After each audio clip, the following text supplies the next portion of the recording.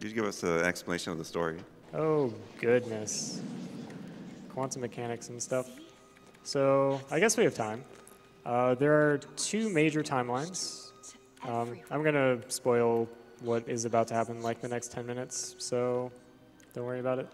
There are two major timelines. The breaking point is when Booker DeWitt chooses to either accept or refuse a baptism, which is after the Battle of Wounded Knee, in which he participated.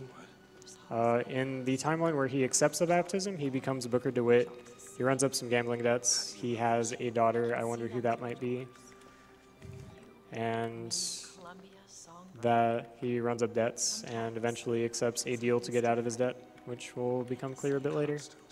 In the other timeline, he refuses the He accepts it. Yeah, refusing the baptism results in Booker DeWitt. Accepting the baptism results in him taking on the new name of Zachary Comstock. Oh no. So Zachary Comstock is actually you from a different timeline. And that Comstock teams up with Rosalind Lutece, who creates quantum technology that allows you to peek into alternate universes. And Robert Lutece is just an alternate universe version of Rosalind Lutece. And they work together. By looking into various tears and such, Comstock is able to pilfer technology from other timelines. And by looking at Rapture, Fink figured out how to make Songbird and such like that. So similarities between the games is basically explained by Comstock was able to see Rapture and copy stuff from it. And then Comstock eventually wants to have a child, but all the quantum mechanics stuff that he was messing with rendered him infertile. So his solution for that is to reach over into the Booker timeline and offer Booker a deal to trade Elizabeth, or Anna DeWitt, to pay off Booker's debts. And Booker accepts, which he later comes to regret. And the tattoo on his right hand of AD is meant to symbolize his sorrow at trading off his daughter to pay off his debts.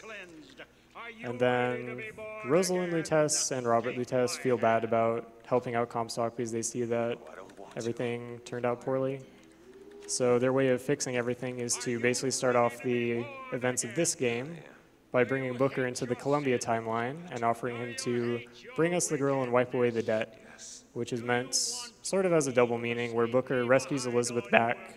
So instead of paying off his debts by selling Elizabeth, he's able to recover Elizabeth and sort of pay off his bigger debt that he garnered by making that deal. And it also pays off what Rosalind and Robert think are debts by helping to fix the timeline and preventing Zachary Comstock from ever coming about, and thus preventing Robert and Rosalind from helping him in his dastardly plans. And I think that's the entire story. I think it's rather well told. I quite enjoyed this game enough to play it, I don't know how many hundreds of times now.